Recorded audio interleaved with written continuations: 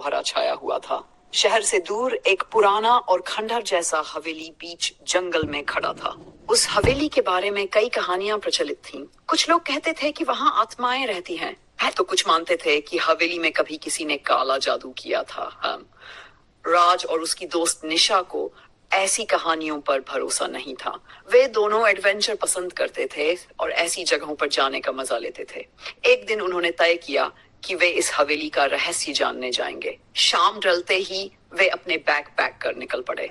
हवेली के पास पहुंचते ही दोनों को एक अजीब सी ठंड महसूस हुई।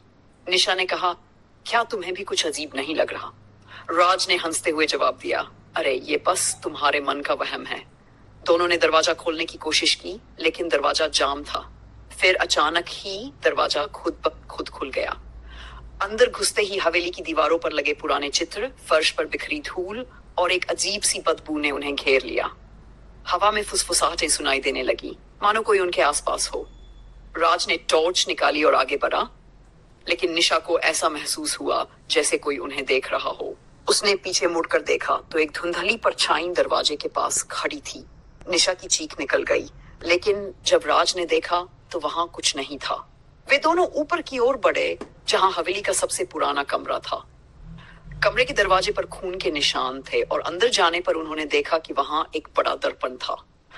अचानक ही दर्पण में कुछ हलचल हुई और उसमें से एक चेहरा उभर आया। वो चेहरा विकृत था, उसकी आंखें लाल थी और वह लगातार उनकी ओर देखा था। निशा के शरीर में ठंडक दौड़ गई और राज भी अब डर से कांपने लगा था। तभी एक ठंडी हवा का झोंका आया और दर्पण टूट गया।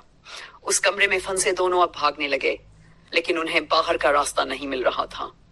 हवेली की दीवारें जैसे जीवित हो उठी थी और दोनों को अपने अंदर समेटने लगी थीं।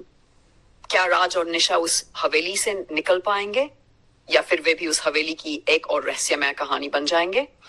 कहानी का अंत आज भी अनसुलझा है, क्योंकि किसी ने उन दोनों को दोबारा कभी नहीं देखा।